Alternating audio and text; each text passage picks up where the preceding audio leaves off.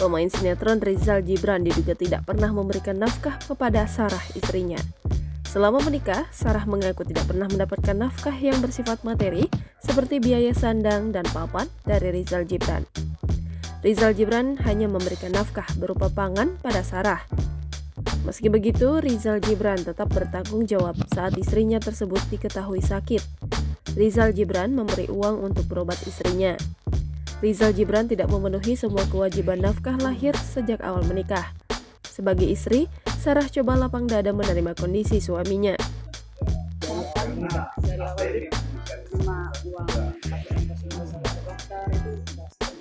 Kamu tidak mempertanyakan, maksudnya sebagai wanita kan berhak untuk mana nih, maksudnya kan ada uang bulanan. Saya nggak pernah bertanya, maksudnya saya dikasih berapapun dia kasih, saya terima.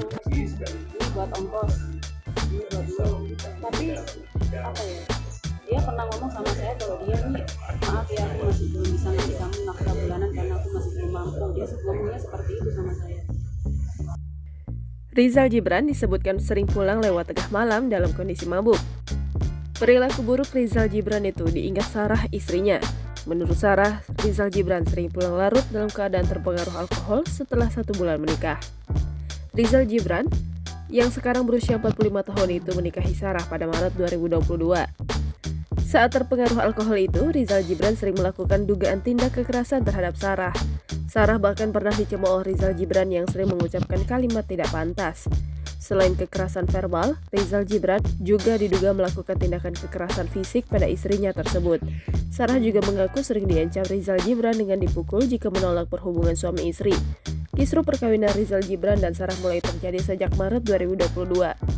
Menurutnya, Rizal Gibran diduga telah melakukan penyimpangan seksual. Akibat tindak KDRT yang dilakukan Rizal Gibran itu, Sarah mengalami luka lebam. Rizal Gibran diduga seperti memukul, mendorong, dan menarik paksa tubuh Sarah. Saat melapor ke polisi, istri Rizal Gibran itu menyerahkan barang bukti berupa foto luka lebam dan hasil visum tubuhnya.